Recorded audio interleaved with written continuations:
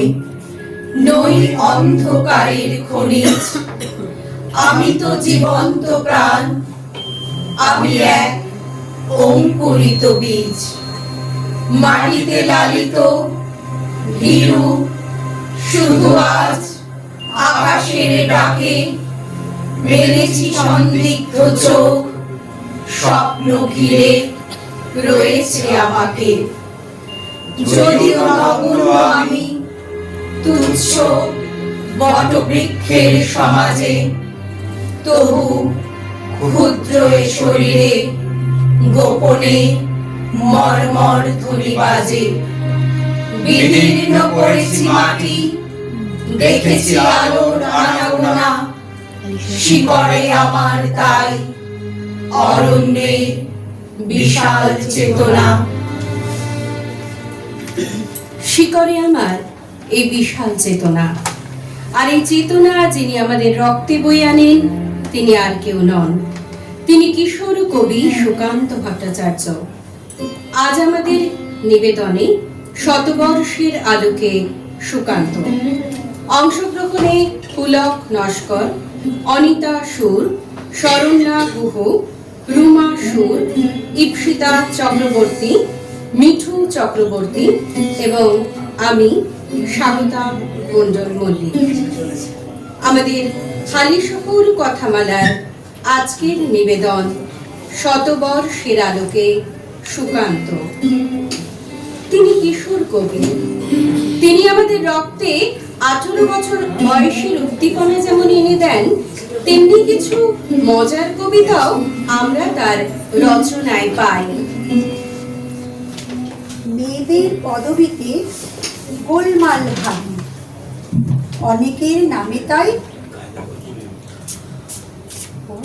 দেখি বাড়াবাড়ি।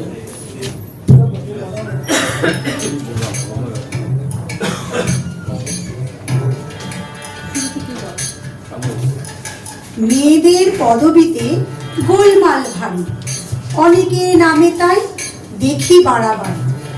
আকার অন্ত দিয়ে মহিলা গড়ার চেষ্টা হাসি, তাই ভূমিকা ছড়ার।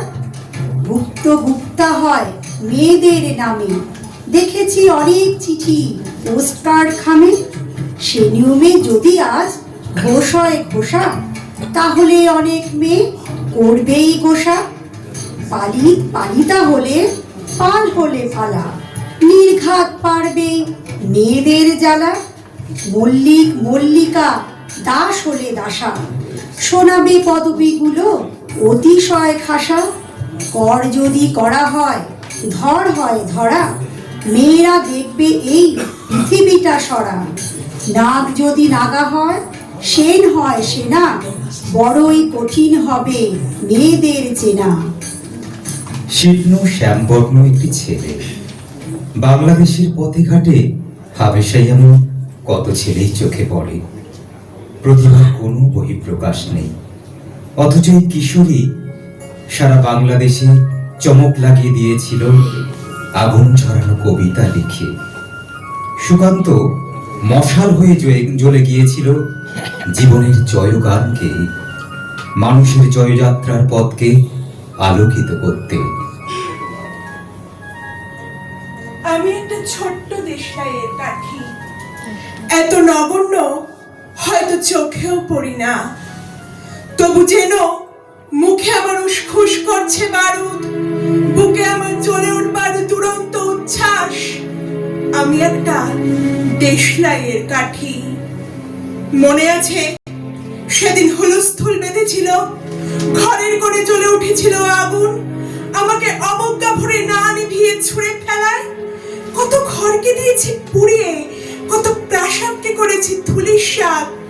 আমি একাই ছোট্ট একটা দেশলাই কাঠি। এমনি বহু নগর বহু রাজ্যকে দিতে পারি ছাড়খাড় করে, তবু অবজ্ঞা করবে আমাদের। মনে নেই এই সেদিন আমরা সবাই জ্বলে উঠেছিলাম একই বাক্সে, চমকে উঠেছিলে। আমরা শুনেছিলাম তোমাদের বিবর্ণ মুখের আর্তনাদ। আমাদের কি অসীম শক্তি তা তো অনুভব করেছো বারংবার, তবু কেন বোঝো না আমরা বন্দি থাকবো না তোমাদের পকেটে পকেটে। আমরা বেরিয়ে পড়বো, আমরা ছড়িয়ে পড়বো শহরে, গঞ্জে, গ্রামে, দিগন্ত থেকে দিগন্তে। আমরা বারবার চলি নিতান্ত অবহেলায়, তা তো তোমরা জানোই। কিন্তু তোমরা তো জানো না কবে আমরা জ্বলে উঠবো সবাই শেষবারের মতো। যুগ সচেতন কবি সুকান্ত 21 বছর বয়সে বিক্ষোভ ও বিদ্রোহ মুখর। তিনি ছিলেন বাংলা সাহিত্যের প্রগতিশীল চেতনার অধিকারী তরুণ কবি। তৃতীয় বিশ্বযুদ্ধ, 43-এর মন্বন্তর, ফ্যাসিবাদী আগ্রাসন, সাম্প্রদায়িক দাঙ্গা প্রভৃতির বিরুদ্ধে তিনি কলম ধরেন। 1944 সালে আকাল নামক একটি সংকলন গ্রন্থ তার সম্পাদনায় প্রকাশিত হয়। কৈশোর থেকেই সুকান্ত যুক্ত হয়েছিলেন সাম্যবাদী রাজনীতির সঙ্গে। পরাধীন দেশের দুঃখ, দুর্দশাজনিত বেদনা এবং শোষণমুক্ত স্বাধীন সমাজের স্বপ্ন, শোষিত মানুষের কর্মজীবন এবং ভবিষ্যৎ পৃথিবীর জন্য সংগ্রাম তার কবিতার মূল প্রেরণা। ঠিকানা আমারে চেয়েছ বন্ধু, ঠিকানার সন্ধান আজও পাওনি। দুঃখ যে দিলে করব না অভিমান। ঠিকানা না হয় না নিলে বন্ধু, পথে পথে বাস করি। কখনো গাছের তলাতে, কখনো পর্ণকুটিরে গড়ি। আমি যা যাবার কুড়াই পথের নড়ি। হাজার জনতা যেখানে, সেখানে আমি প্রতিদিন ঘুরি। বন্ধু ঘরের খুঁজে পাই না গো পথ, তাই তো পথের নড়িতে গর্ব মজবুত ইমারত। বন্ধু আজকে আঘাত দিও না, তোমাদের দেওয়া খাতে আমার ঠিকানা খোঁজ করো শুধু সূর্যোদয়ের পথে। ইন্দোনেশিয়া, যুগোস্লাভিয়া, রুশ ও চীনের কাছে আমার ঠিকানা বহুকাল ধরে যেন গচ্ছিত আছে। আমাকে কি তুমি খুঁজেছ কখনো সমস্ত দেশ জুড়ে? তবুও পাওনি, তাহলে ফিরেছ ভুল পথে ঘুরে ঘুরে। আমার হদিশ জীবনের পথে মন্বন্তর থেকে ঘুরে গিয়েছে যে কিছু দূর গিয়ে মুক্তির পথে বেঁকে। বন্ধু কুয়াশা সাবধানেই ভরে, পথ হারিও না আলোর আশায় তুমি একা ভুল করে। বন্ধু আজকে জানি অস্থির রক্ত নদীর জল, নিড়ে পাখি আর সমুদ্র চঞ্চল। বন্ধু সময় হয়েছে এখনো ঠিকানা অবজ্ঞাত। বন্ধু তোমার ভুল হয় কেন এত? আর কতদিন দু চক্ষু কচলাবে? জালিয়ানওয়ালায় যে পথের শুরু, সে পথে আমাকে পাবে। জালালাবাদের পথ ধরে ভাই ধর্মতলার পরে দেখবে ঠিকানা লেখা প্রত্যেকে ঘরে। ক্ষুব্ধ এ দেশে রক্তের অক্ষরে। বন্ধু আজকে বিদায়, দেখেছো উঠল যে হাওয়া ঝোড়ো। ঠিকানা রইল এবার মুক্ত স্বদেশেই দেখা করো। তার কলম আজও আমাদের মনে করিয়ে দেয় রানারের দুঃসহ বেদনার কথা। হয়তো সময় বদলেছে, কিন্তু আজও কি আমরা শুনতে পাই না তার অব্যক্ত যন্ত্রণার কথা? রানার রানা এই বোঝাটা না,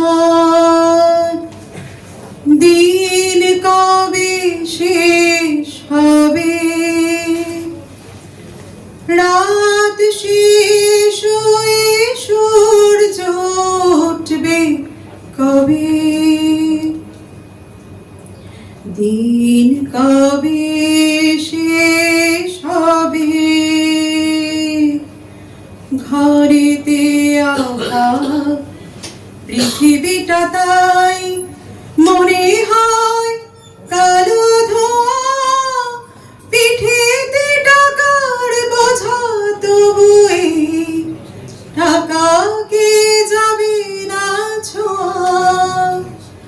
রাত নির্জন পথে কত ভয়, তবুও রানার ছোটে। দস্যুর ভয়, তার চেয়ে ভয় কখন সূর্য ওঠে। রাত নির্জন পথে কত ভয়, তবুও রানার ছোটে। দস্যুর ভয়, তার চেয়ে ভয় কখন সূর্য ওঠে। কত চিঠি লেখে লোকে, কত সুখে প্রেমে আবেগে স্মৃতিতে, কত দুঃখেও শোকে। এর দুঃখের চিঠি পড়বে না জানি কেউ কোনোদিনও। এর জীবনের দুঃখ কেবল জানবে পথের তৃণ। এর দুঃখের কথা জানবে না কেউ শহরে ও গ্রামে। এর কথা ঢাকা পড়ে থাকবে কালো রাত্রির খাবে। এর দুঃখের কথা জানবে না কেউ শহরে ও গ্রামে। এর কথা ঢাকা পড়ে থাকবে কালো রাত্রির খামে। সুকান্ত সূর্যের কাছে প্রার্থনা জানিয়ে বলেছেন, হে সূর্য, শীতের সূর্য, হিমশীতল সুদীর্ঘ রাত তোমার প্রতীক্ষায় আমরা থাকি। যেমন প্রতীক্ষা করে থাকে কৃষকদের চঞ্চল চোখ ধান কাটার রোমাঞ্চকর দিনগুলির জন্যে। হে সূর্য, তুমি তো জানো আমাদের গরম কাপড়ের কত অভাব। সারা রাত খড়কুটো জ্বালিয়ে এক টুকরো কাপড়ে কান ঢেকে কত কষ্টে আমরা শীত আটকাই। সকালের এক টুকরো রোদ্দুর এক টুকরো সোনার চেয়েও মনে হয় দামি। ঘর ছেড়ে আমরা এদিক ওদিকে যাই এক টুকরো রোদ্দুরের তৃষ্ণায়। হে সূর্য, তুমি আমাদের স্যাঁতস্যাঁতে ভিজে ঘরে উত্তাপ আর আলো দিও। আর উত্তাপ দিও রাস্তার ধারে ওই উলঙ্গ ছেলেটাকে। হে সূর্য, তুমি আমাদের উত্তাপ দিও। শুনেছি তুমি এক জ্বলন্ত অগ্নিপিণ্ড। তোমার কাছে উত্তাপ পেয়ে পেয়ে একদিন হয়তো আমরা প্রত্যেকেই এক একটা জ্বলন্ত অগ্নিপিণ্ডে পরিণত হব। তারপর সেই উত্তাপে যখন পড়বে আমাদের জড়তা, তখন হয়তো গরম কাপড়ে ঢেকে দিতে পারবো রাস্তার ধারের ওই উলঙ্গ ছেলেটাকে। আজ কিন্তু আমরা তোমার অকৃপণ উত্তাপের প্রার্থী। এটি হয়তো কবিতা হয়ে ওঠেনি, কিন্তু অকৃত্রিম মানবপ্রেমের এমন নিরাবরণ উদাহরণ বাংলা সাহিত্যে কদাচিৎ চোখে পড়ে। মানবিক চেতনায় উদ্বুদ্ধ কবি সুকান্ত ভট্টাচার্য বাংলা কাব্যধারার প্রচলিত প্রেক্ষাপটকে আমূল বদলে দিতে পেরেছিলেন। দুরারোগ্য ক্ষয়রোগে আক্রান্ত হয়ে 1947 সালের 13ই মে মাত্র 21 বছর বয়সে তিনি মৃত্যুবরণ করেন। সুকান্ত ভট্টাচার্যের জীবন মাত্র 21 বছরের, আর লেখালেখি করেন মাত্র 6-7 বছরে। সামান্য সময়ে নিজেকে মানুষের কবি হিসেবে প্রতিষ্ঠিত করে গেছেন তিনি। তার রচনা পরিসরের দিক থেকে স্বল্প, অথচ তা ব্যাপ্তির দিক থেকে সুদূর প্রসারী। আগামীর শিশুর জন্য সুন্দর পৃথিবী গড়ে তোলার স্বপ্ন চোখে এঁকে দিয়েছেন চিরতরে কিশোর কবি সুকান্ত ভট্টাচার্য। যে শিশু ভূমিষ্ঠ হলো আজ রাত্রে, তার মুখে খবর পেলুম সে পেয়েছে ছাড়পত্র এক। নতুন বিশ্বের দ্বারে তাই ব্যক্ত করে অধিকার, জন্মমাত্র সুতীব্র চিৎকারে।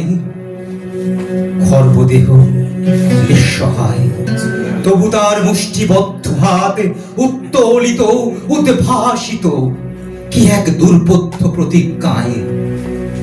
সে ভাষা বোঝে না কেউ, কেউ হাসে, কেউ করে মৃদু তিরস্কার। আমি কিন্তু মনে মনে বুঝেছি সে ভাষা। পেয়েছি নতুন চিঠি আসন্ন যুগের, পরিচয় পত্র পড়ি ভূমিষ্ঠ শিশুর অস্পষ্ট কুয়াশা ভরা চোখে। এসেছে নতুন শিশু, তাকে ছেড়ে দিতে হবে স্থান। জীর্ণ পৃথিবীতে ব্যর্থ মৃত আর ধ্বংসস্তূপ পিঠে চলে যেতে হবে আমাদের। চলে যাব, তবু যতক্ষণ দেহে আছে প্রাণ, প্রাণপণে সরাবো পৃথিবীর সরাবো জঞ্জাল। এ বিশ্বকে এ শিশুর বাসযোগ্য করে যাব আমি। নবজাতকের কাছে এ আমার দৃঢ় অঙ্গীকার। অবশেষে সব কাজ সেরে আমার দেহের রক্তে নতুন শিশুকে করে যাব আশীর্বাদ। তারপর হব ইতিহাস। আমাদের আজকের নিবেদনে ছিল শতবর্ষের আলোকে সুকান্ত ভট্টাচার্য।